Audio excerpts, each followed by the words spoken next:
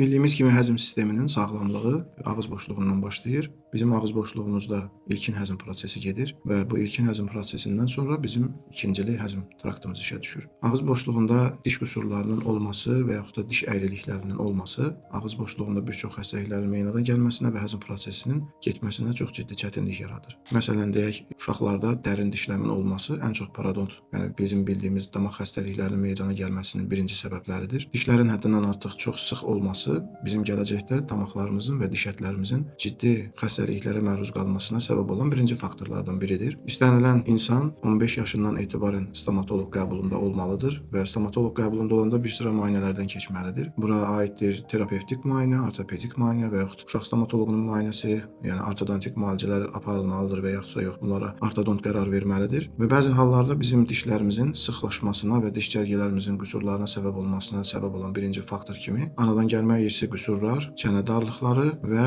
sonda ağıl dişlərinin retensiyasıdır. Yəni ağıl dişlərinin natamam çıxması. Bizim ağıl dişlərimiz natamam çıxdıqda arxa bölgələrdən dişləri sıxdığına görə bizim ön frontal dişlərimizdə ciddi sıxlıqlar meydana gəlir və bu sıxlıqlar da öz növbəsində yenə də parodont xəstəliklərinin əmələ gəlməsinə şərait yaradır. Ona görə də istənilən valideyn və yaxud gənc bir insan ən azından 15-18 yaş aralarında mütləq şəkildə panoram rengen dediyimiz bir müayinədən keçməlidir. Əgər panoram rengen müayinəsində xəstəmizdə çənə qüsurları və yaxud da ki, ağıl dişlərinin retensiyası müşahidə olunarsa, müalicə prosesinə dərhal qərar verilməlidir. Yəni, ağıl dişləri cərrahi yolla və yaxud da normal bir cərrahi müdaxilə ilə ağız boşluğundan götürülməlidir və sonraki etap müalicəmiz ortodont müalicəsi başlanmalıdır. Yəni, buna da bizim bildiyimiz breketlər, reliner kappalar və yaxud da ki, plastinkalar aiddir. Buna görə də ağız boşluğunuzun kontrolunu daim aparmalısınız. Yenə deyirəm, ən azından insan yaşadığı müddət ərzində 4 və yaxud 5 dəfə panoram rengen müayinəsindən keçməlidir.